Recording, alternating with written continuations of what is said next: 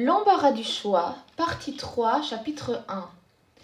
C'est un jour de mars, mais pas n'importe lequel. Le 16 mars, son anniversaire. Emma est entourée des siens. Julien sourit. Les enfants aussi. Ce sont ses enfants, mais ce ne sont plus des enfants.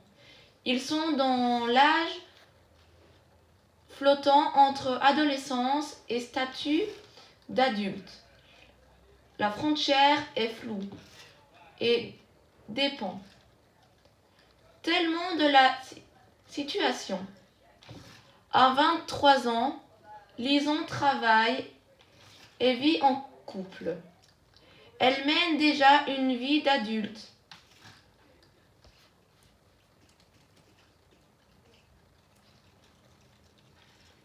Mais elle est si jeune. Aubin a 18 ans, est étudiant. Il a passé l'adolescence, mais est-il pour autant un adulte? Non, il a encore besoin de ses parents. Il ne peut assumer ses charges. Et puis, il lui manque de la maturité, l'envie d'être indépendant. Il vit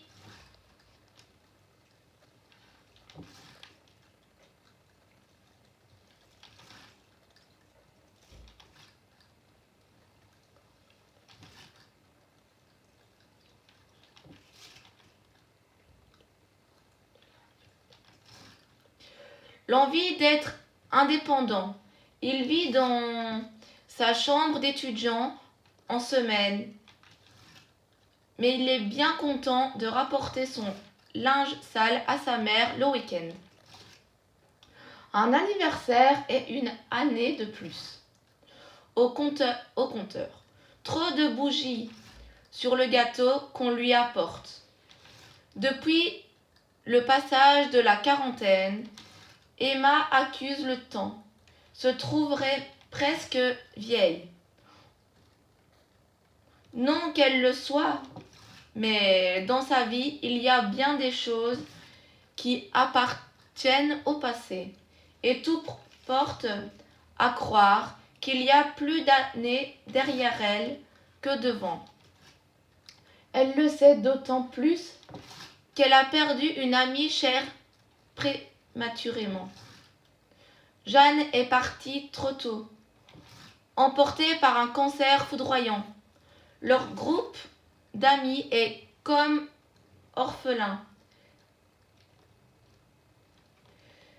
Léa étude a laissé place à la lucidité.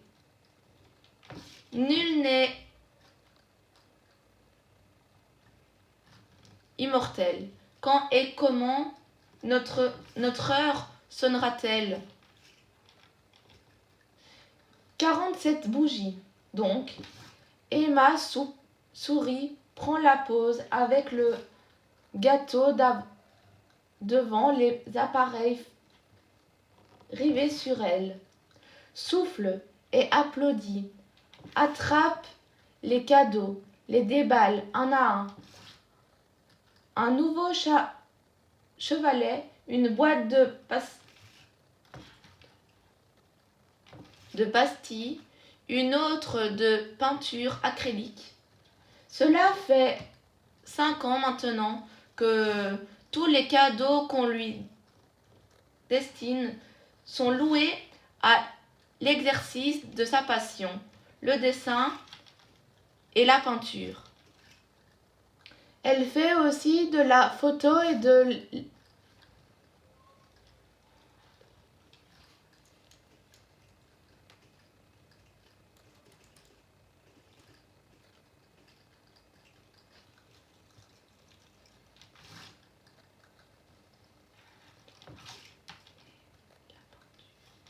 la peinture.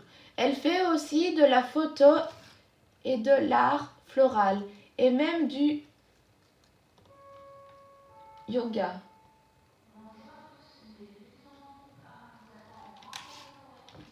Elle a du temps pour elle. Voilà 4 ans qu'elle a vendu le lys fleuri et qu'elle a avant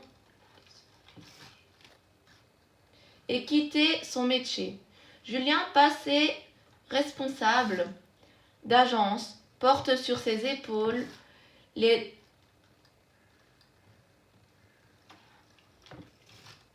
besoins familiaux.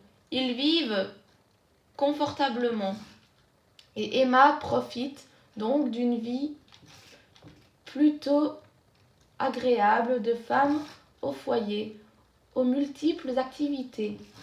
Pas besoin d'attendre la retraite.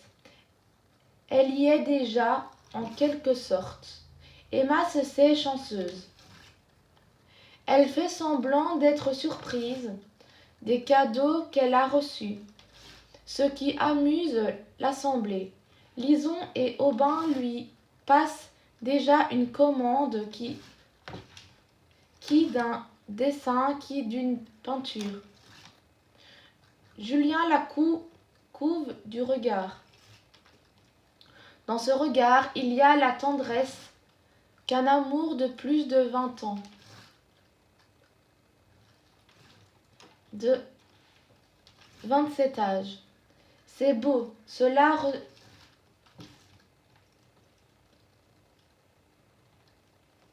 replie d'admiration leur enfant dont bien des parents ont divorcé ou leurs amis ayant essuyé une séparation tardive.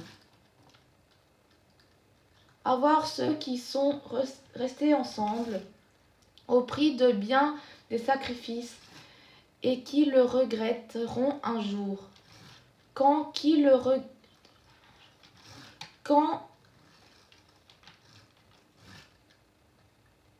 l'aigreur sera devenu leur seul point commun. Ce regard-là, bien des femmes le voudraient sur elle, de la part d'un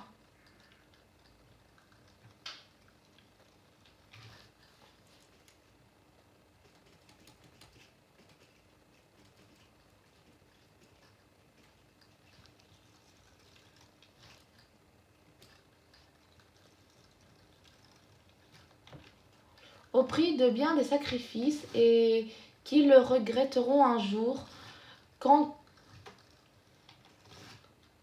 l'aigreur sera devenue leur seul point commun.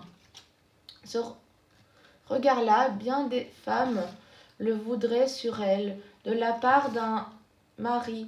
Emma en a conscience. Elle sait comme le lien avec Julien n'a pas rompu malgré les vicissitudes de la vie. En même temps, ils n'ont jamais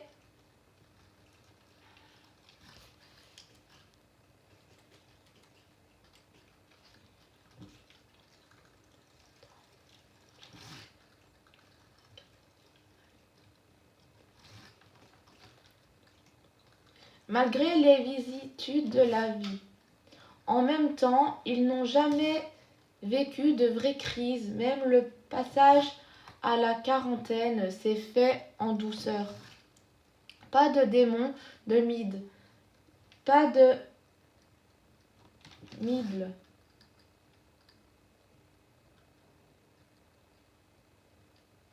Livre Chris.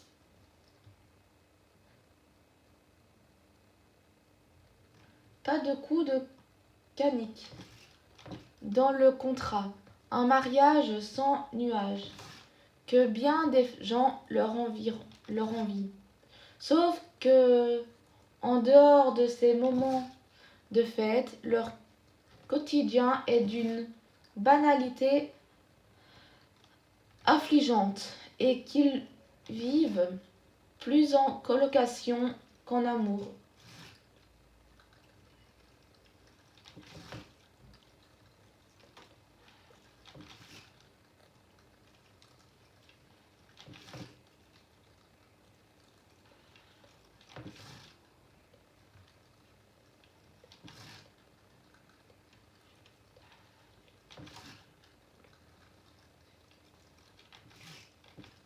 Il y a l'image d'Épinal et la réalité, ce qui se passe au creux de leur intimité pourrait se résumer à rien. Ils vivent côte à côte depuis des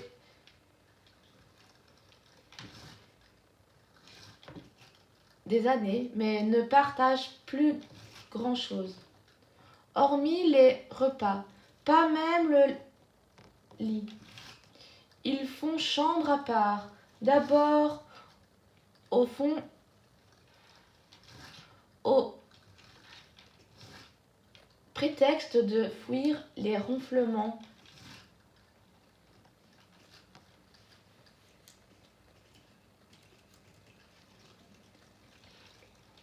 et en souhaitant que cela ravive leur libido.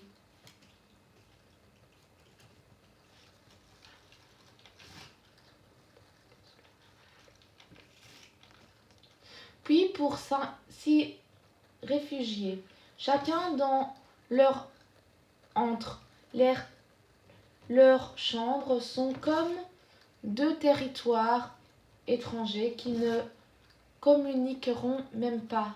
Alors, une invasion à but copulatif, n'en parlons pas. Cela fait des années que la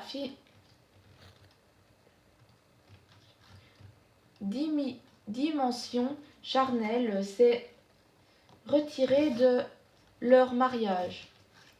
Julien ne la touche plus. Parfois, Emma s'interroge.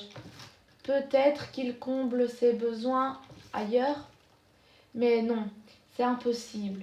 Et puis, la vie avec lui a montré que d'envie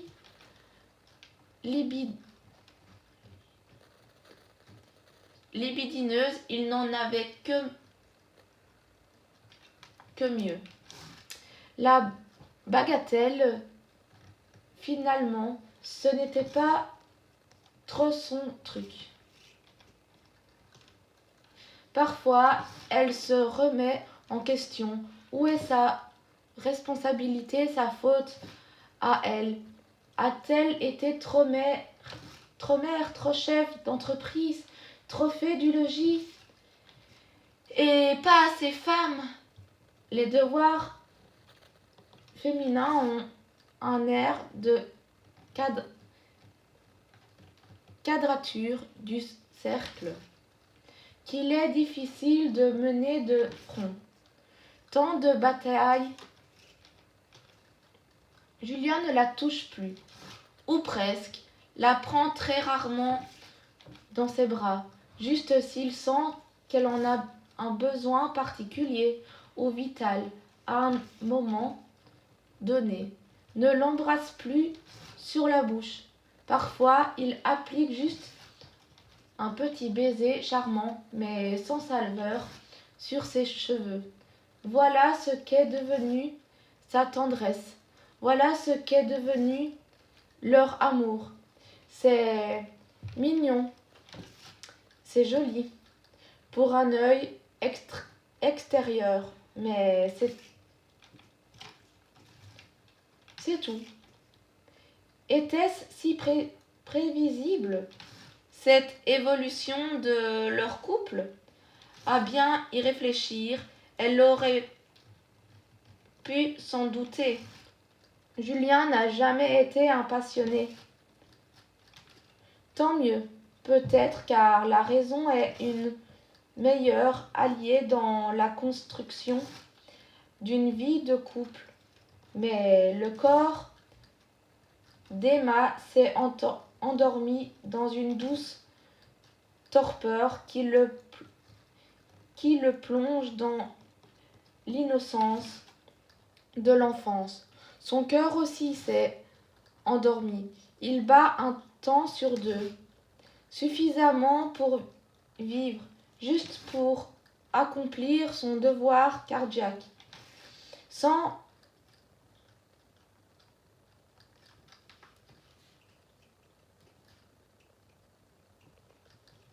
elle. Aujourd'hui, Emma a 47 ans. et se sent éteinte, ou au moins un peu terne. Ses seules joies sont celles que lui procurent ses enfants et son art. Là encore, le but blesse.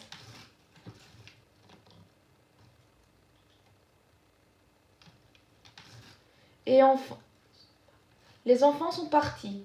Elle a pris en pleine figure le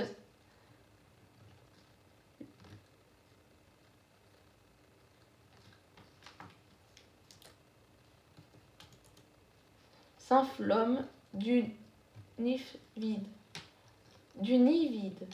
On a déprimé quelques mois. Pour elle qui passe beaucoup de temps chez elle, ressentir le silence et le néant de sa grande maison a été un choc. Elle avait beau s'y attendre. Quand les murs ne renvoient plus l'écho des rires et même des cris et ne sont que les révélateurs de la fin d'une très heureuse, la douleur est derrière chaque porte. Le bonheur ne loge plus que dans les cadres photos disséminés un peu partout. Oui, heureusement qu'il lui reste le dessin et la peinture, la photo aussi. Quand elle a besoin de se régénérer et de quitter l'atmosphère parfois pesante de sa maison éteinte, elle sort avec son appareil et part marcher pour saisir un envol d'oiseaux.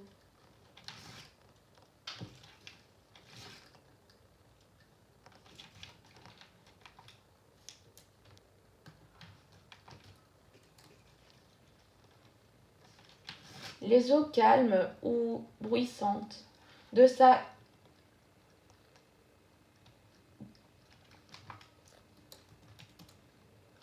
Loire voisine, attraper les gouttelettes de rosée sur une toile d'araignée. Toutes ces choses qui font du bien à l'âme. Quand la contemplation de l'extérieur vient combler un peu le vide intérieur d'une lumière bienfaisante et nourrisseuse.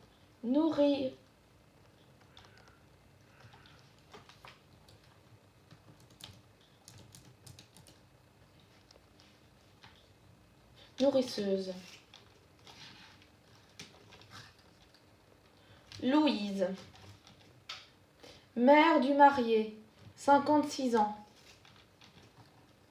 J'étais à Montparnasse, j'avais 21 ans. Il y avait 2 trains qui partaient sur Nantes, celui de 17h03 et celui de 17h10. J'ai choisi de prendre le 17h10. J'ai choisi de prendre le premier. Je me suis toujours demandé ce qui se serait passé si j'avais pris le second. Dans le train de 17h03, j'ai rencontré celui qui allait devenir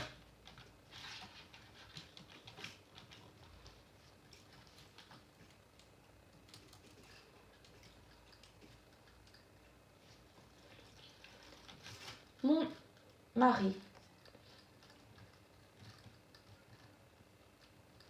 Cette petite minute et mon impatience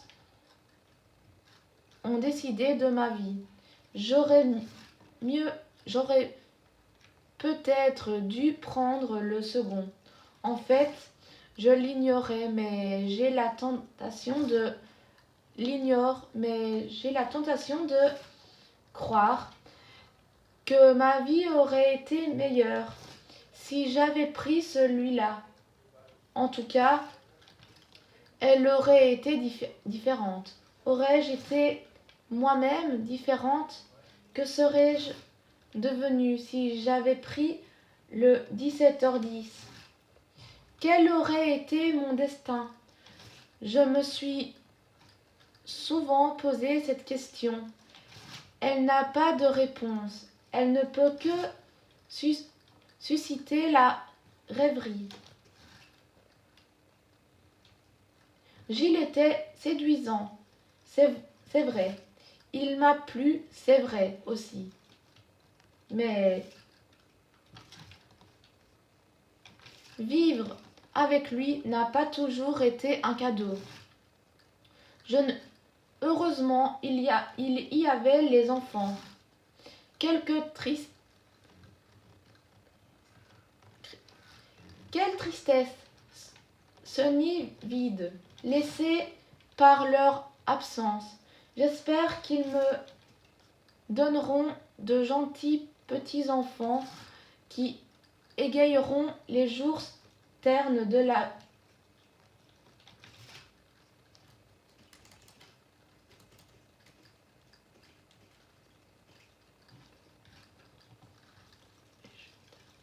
vie.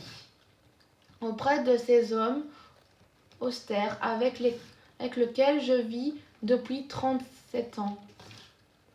Ah, Julien, puisses-tu avoir trouvé la bonne personne